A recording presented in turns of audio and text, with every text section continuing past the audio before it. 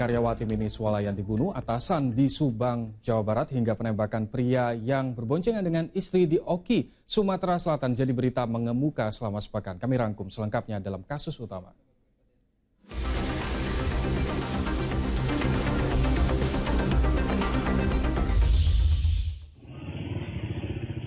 Pria yang sedang mengendarai motor bersama istrinya tiba-tiba ditembak lelaki lain saat melintasi persimpangan jalan desa Sungai Jeruju, Ogan Komering Ilir, Sumatera Selatan.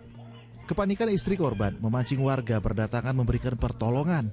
Namun karena luka tembak di dada, korban roboh di lokasi kejadian hingga akhirnya menemui ajal.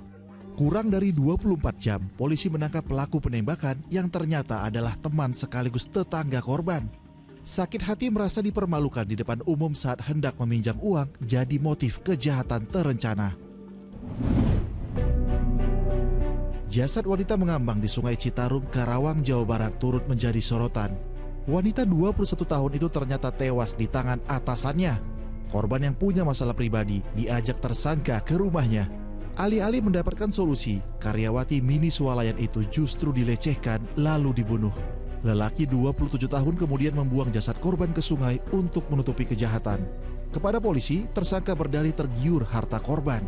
Barang bukti berupa satu mobil, motor, ponsel, serta perhiasan korban disita.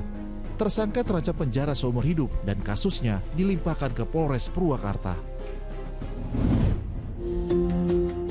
Ledakan hebat mengguncang gedung berlantai 4 di Tangerang Selatan, Banten. Akibatnya, bangunan yang digunakan untuk memproduksi obat-obatan tersebut porak-poranda.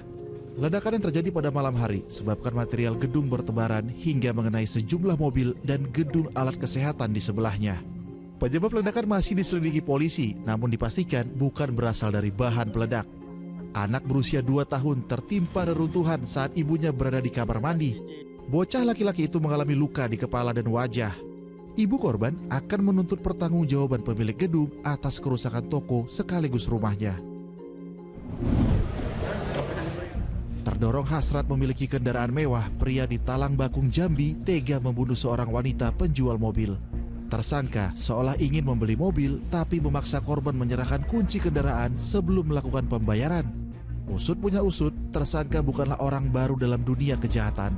Residivis kasus penggelapan mobil itu menggunakan kelihayannya bermain media sosial untuk menipu para korbannya. Atas kejahatannya, tersangka terancam pidana 15 tahun penjara.